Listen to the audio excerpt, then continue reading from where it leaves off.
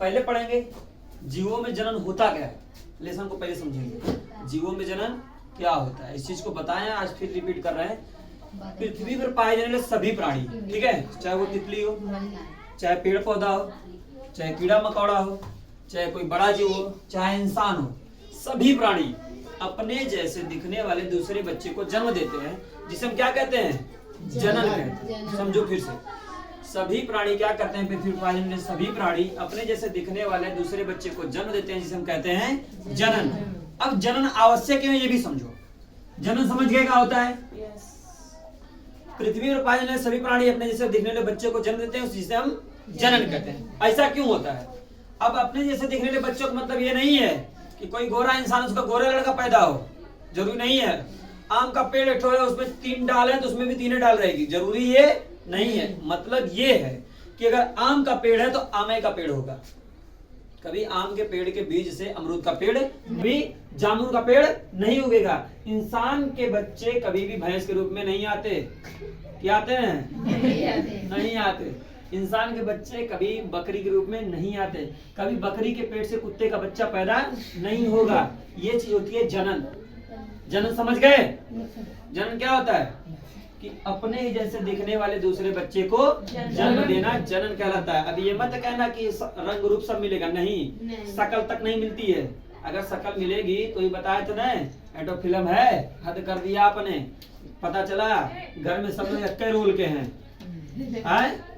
अब अगर 4 लड़के हैं, एक तो नहाया ठंडी, फिर उसकी मम्मी फिर दूसरे को नहाने घुसो गया तो फिर वह नहा लिया बेचारा।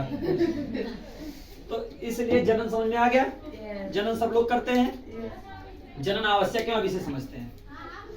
जनन इसलिए होता है कि अगर जनन ना किया जाए, अगर जनन ना हो तो क्या प्रॉब्लम होगी? कोई प्रॉब्लम है जी? बहुत बड़ी प्रॉब्लम है।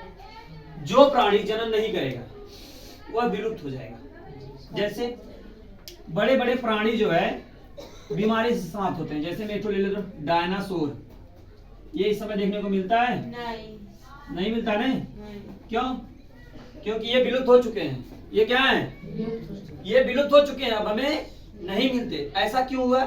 बीमारी के कारण, उल्कापिंड के कारण। जब कभी ज्यादा प्रॉब्लम बढ़ जाती है, प्रदूषण बढ़ जाता है, तो कभी कभी क्या होते हैं, उल्कापात होते हैं अंतरिक्ष से। जब उल्कापात होते हैं तो किसी एक जीव का समाप्ति हो जाती है, वो विलुप्त हो जाते हैं, एकदम खत्म हो जाते हैं। जैसे कोई बीमारी आती है, उस बीमारी की वजह से वह बीमारी कोई है किसी जीव फैल रही है, तो वो जीव क्या हो जाएगा? धीरे धीरे खत्म। ये बात था, पक्षियों खाने से बीमारी होती है, मांस मछली खाने से बीमारी होती है। जैसे कोरोना वायरस आया, इससे बीमारी फैल रही थी, या कुत्तों में हो रही थी कि इंसानों में?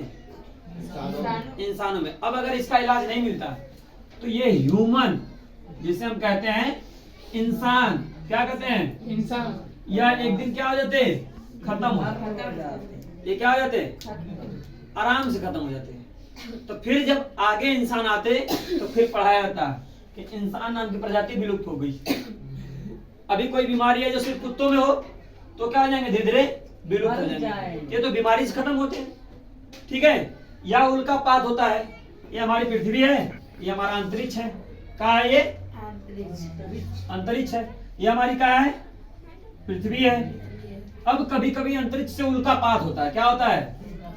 उल्कापात जब होता है तो उल्कापात होने के बाद पृथ्वी पर अनेक प्रकार की गैसें उत्पन्न होती हैं। कोई कोई गैसें होती हैं जो सबको नुकसान नहीं करती। ऑक्सीजन में नुकसान करती है। कार्बन डाइऑक्साइड हमारी जहरीली है? नहीं है, हमें जहरीली नहीं, हम कार्बन डाइऑक्साइड की वजह से मर नहीं सकते, लेकिन घुटन जरूर होगी क्योंकि हमें ऑक्सीजन नहीं मिलेगी। उल्कापात होने के बाद कुछ ऐसी गैसें उत्पन्न होती हैं जो किसी एक जीव के लिए बहुत नुकसानदायी होती हैं, जिससे वह जीव क्या हो जाता है? क्या हो जाता है? विलुप्त हो जाता है। ये चीज समझ में आई? अब ये तो हम पता किए कि विलुप्त क्यों होते हैं। यह एक कारण हो गया उल्कापात का। किसका हो गया? उल्कापात का एक कारण हो गया। अब दूसरा कारण लेते हैं जनन का।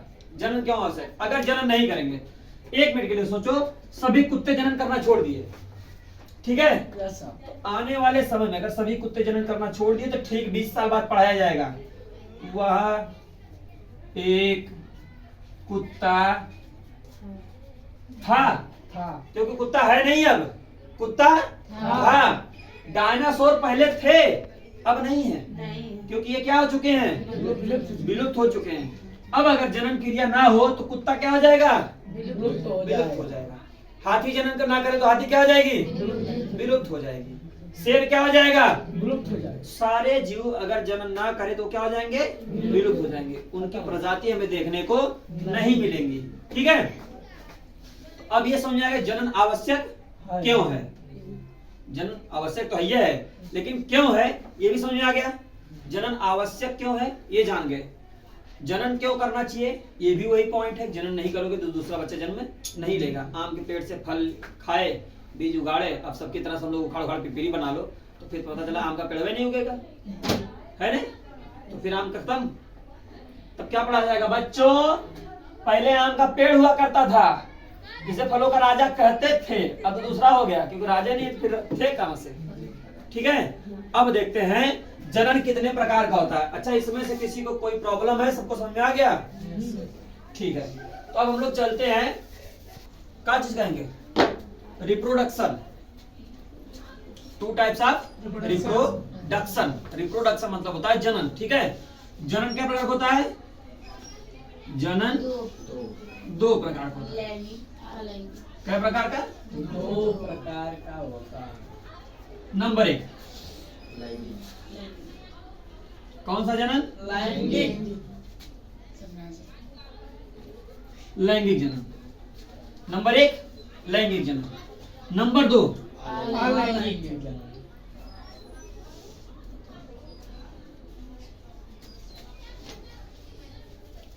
ठीक है, नंबर 1 लैंगिक जनन, नंबर 2 अलैंगिक। अब हमारी पॉइंट है लैंगिक जनन।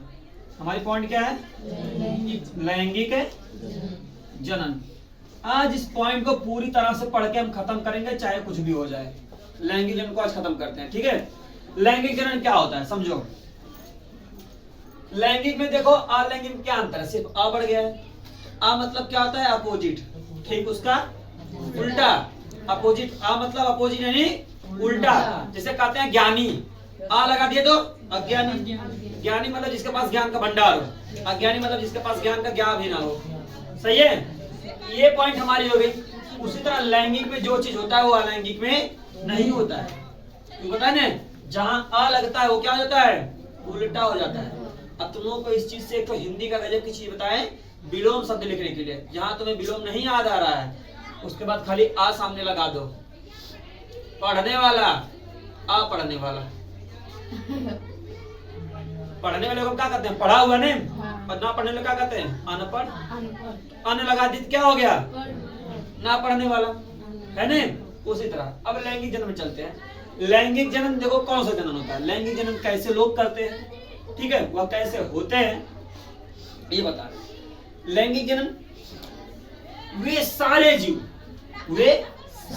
जीव जो या जिनके अंदर माता और पिता अलग अलग पाए जाते हो,